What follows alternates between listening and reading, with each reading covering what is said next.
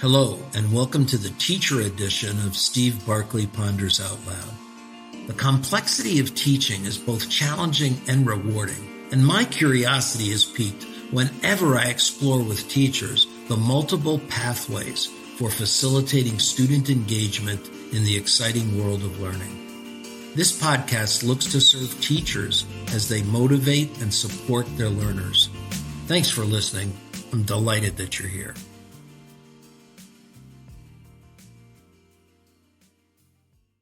Why sports are good for kids and what we can learn from sports. Our guest today is Linda Flanagan, a freelance writer and high school cross-country coach. You'll find her articles in the Wall Street Journal, the New York Times, and Newsweek. I discovered her writing in Mindshift in an article about sports and character building. I invited her to join us as soon as I read that piece. Linda is the author of a new book, Take Back the Game, How Money and Mania Are Ruining Kids' Sports and Why It Matters. Welcome, Linda. Oh, thanks for having me, Steve. Happy to be here. I'm wondering if you'd start with an introduction to Linda, the cross-country coach.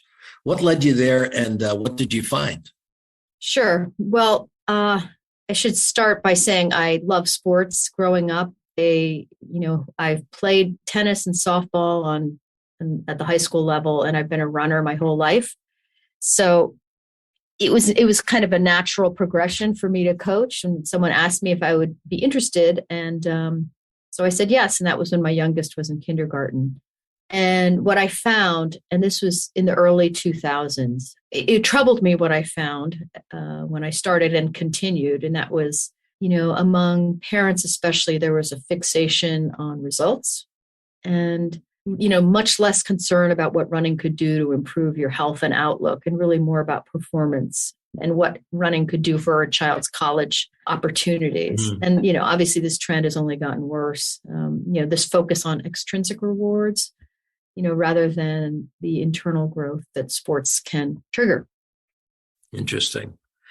Your writing identifies many of the benefits for kids to be involved in sports. And I know at times teachers can wonder whether sports are interfering with academics. So could you talk a little bit about some of the key benefits that are important for us to be aware of?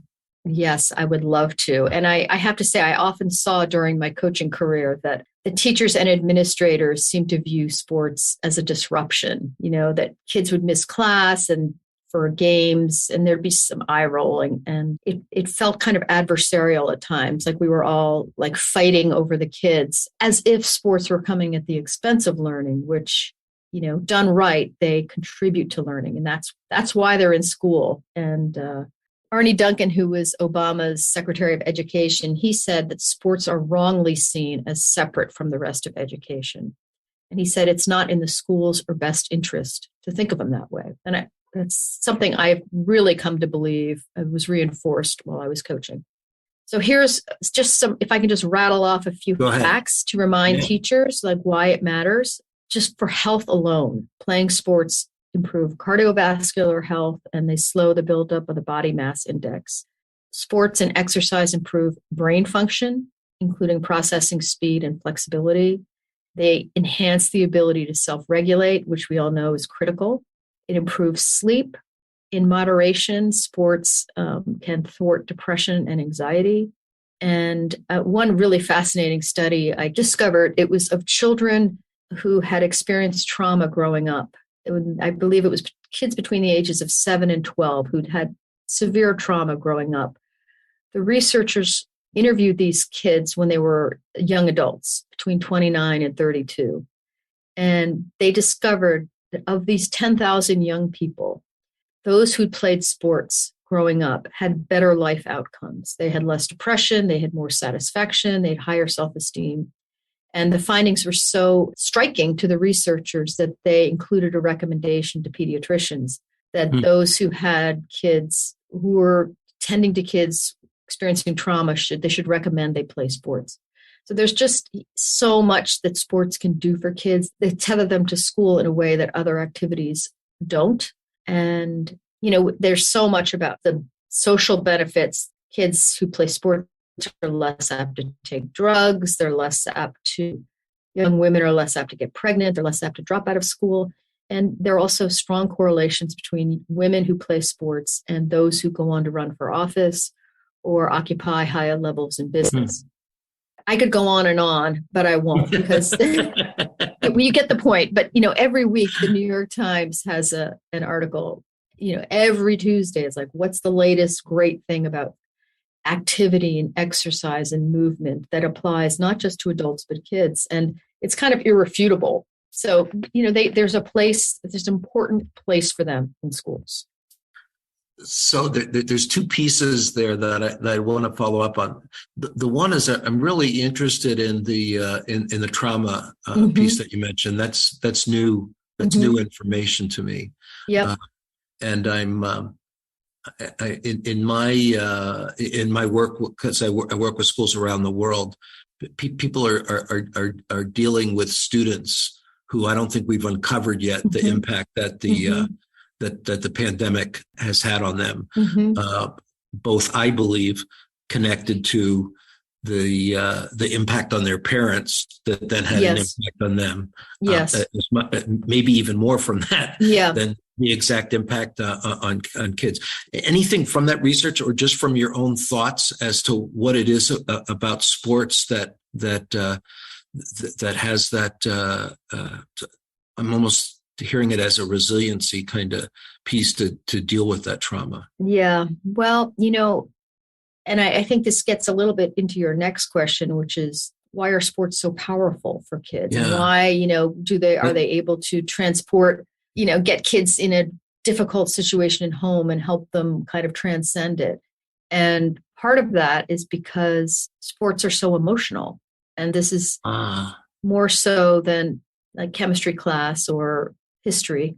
Not that those kids don't feel emotions in school in general, but their sports are so evocative of the emotions of joy, humiliation, pleasure. There's so many different kinds of emotions you experience in sports that they're just more profound, I think, than what you would experience in the classroom. And we know from our understanding of the teenage brain that it's a very highly emotional time for kids, adolescents. And likewise, the teenage brain is also very plugged into adolescence, to friendships and peers. That's, anyone who has a teenager knows this. And sports combine those two. They're thrown in with their peers. It's often a little less structured than the classroom. So there's more time for like just casual exchanges, and they're emotional. So it's no wonder that the learning they're going to pick up there is more lasting or deeper. And again, I think this is why if you ever talk to anyone who played sports growing up, they'll have many memories they can, draw on, both good and bad, about the experience, because it just kind of lodges in the brain in a way that routine learning, I don't mean to put down classroom learning, because obviously it's critical, but that it just affects kids differently when it's so emotional. Well, I did want to explore life skills that you think kids gain from sports.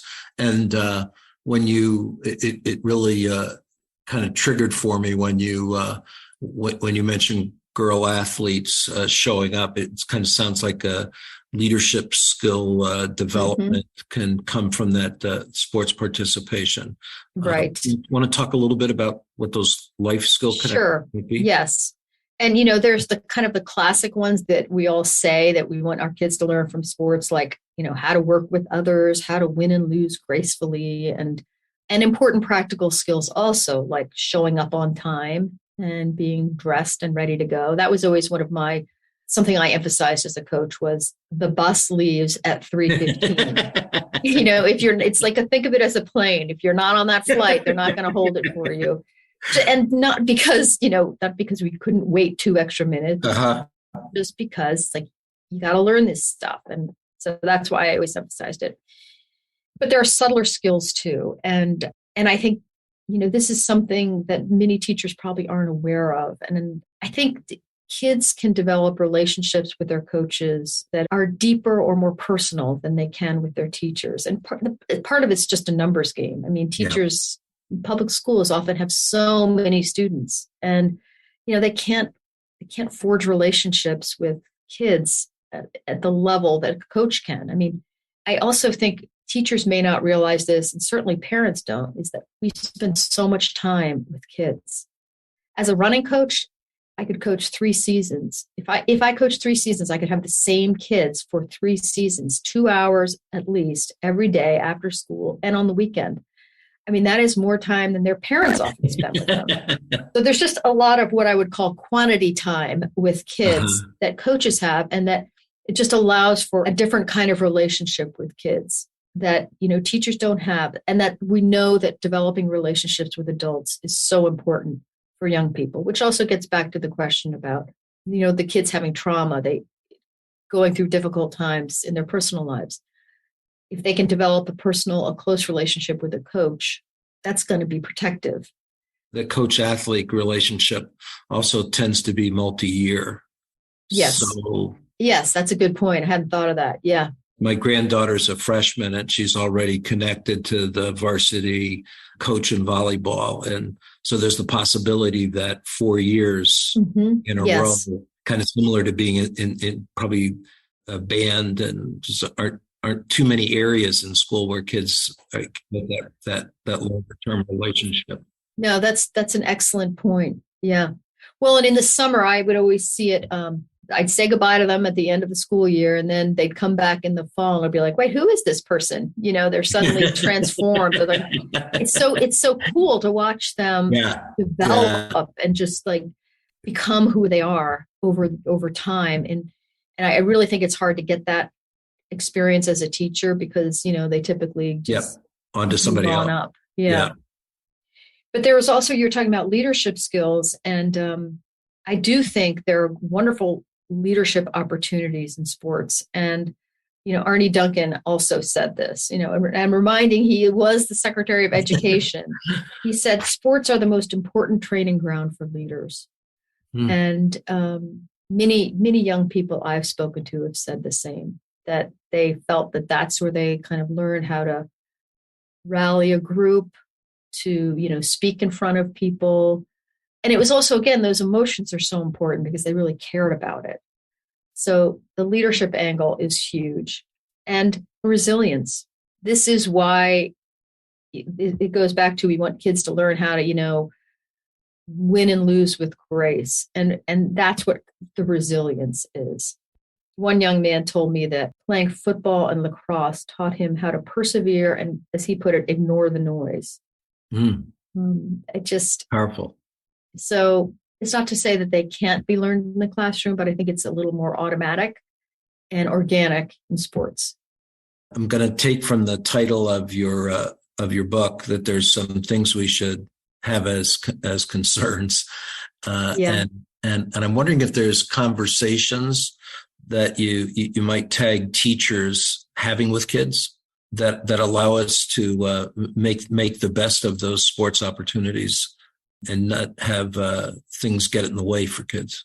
Yeah. Well, I think first thing to recognize is that the child in your classroom may be very different on the playing field. I think they might be their more natural self on the playing field than they are in the classroom. And that, you only see one slice of them at their desk. And if you have the opportunity, go watch a game. I think, I know teachers are overwhelmed and they have so much to do, and I get that, and I would hate to add to that burden, but I do know it means so much to young people. So certainly the ones I worked with my son, when an occasional teacher would go to his games, and I'm not saying they were there to just see him, but it just meant a lot to him. It really meant a lot to him. And it's another way to connect with kids. And, again, like as I was saying about the time they put into this, for most kids, sports are going to be top of mind because they're there after school for hours. So if, ask them questions about it, and not just did you win or how many points did you score, but what was that like? What was it like to finish first, or to, come in the middle of the pack? Or how do you like working with your teammates? And also, I think we like to think of sports as educational, and in many ways they can be, but it's not. It ought to be emphasized. And sometimes coaches don't necessarily talk about that, talk to kids about what they're learning and what the applications are to their lives. But if a teacher can say, so what did you learn? What did you learn on the team this year that, might help you in school? Or just, what do you like about it? It's just another way to get to know kids and another way to provoke kids to think about what the larger meaning of sports besides, the winning and losing. And I should add, as a coach, I started asking them at the end of the season, like, what did you learn? Like we sat around in a circle and talked about it. And I regret that I didn't do this more earlier in my coaching career, but it was so enlightening and important, I thought, to ask them. And some of the things they said were just were thrilling. One said, she said, the importance of baby steps. I'm like, that is it. Baby steps. You start out, you can only run half a mile. And then at the end of the season, you're racing a 5K. And that is so vital for other parts of life. Yeah.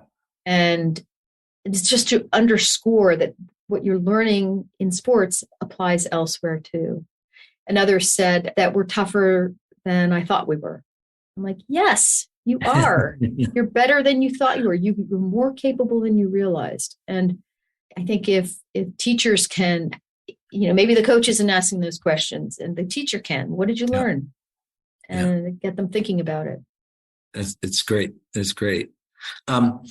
I want to give the title of your of your book again for folks to hear, and then I'm wondering if you'd share some of the areas that you explore in the book that people might want to look into further. So, the title of Linda's book is "Take Back the Game: How Money and Mania Are Ruining Kids' Sports and Why It Matters." Well, take back the game implies that it's gotten into a bad place, or it's not where it ought to be, and so. Which I agree with and write about. So the first section of the book, I talk about how sports have changed and why we are where we are with them, where they've become so serious, and how we've gotten away from what's intrinsically important about sports rather than, the external rewards they can deliver. So I explore the effects of money, parental status anxiety, and changes in colleges and universities that kind of have amped up the stakes. And I also go into the negative effects of these changes on sports and play, how the ultra seriousness has undermined some of the very reasons why we want kids to play in the first place. And I also discuss ways that teachers, coaches, citizens, and parents can take back the game, restore sports to what they're meant to be. An important message, and lots of things that I'm sure are going to surprise people that they didn't know or didn't realize, but in some ways reinforce things that I think we were worried are happening. Yes. Sounds like you've kind of shown the light on it to say that, it has. Yeah. Well, that's the point. That was the point. But more important that there's something we can do about it. Yes. You're not helpless, and parents are not helpless here. Well, I really appreciate you giving us this time. And what's the best way for folks to one, maybe find out more about your book, or to follow you and connect with you with questions they might have? Well, I have a website coming ASAP. Should have been done sooner, but it's on its way. And I'm on Twitter, of course, at Linda Flanagan 2, the number 2. I'm always happy to have followers, and I try to post as often as I can without going down that rabbit hole too far. And of course, my book, which you can buy anywhere, Amazon or anywhere. Okay, we'll be sure to put the put your Twitter account into the lead into the podcast. Make it easy for folks to find. Okay, thanks again. Great. Appreciate it. Thank you. Thanks for listening in, folks. I'd love to hear what you're pondering. You can find me on Twitter at Steve Barkley, or send me your questions and find my videos and blogs at barkleypd.com.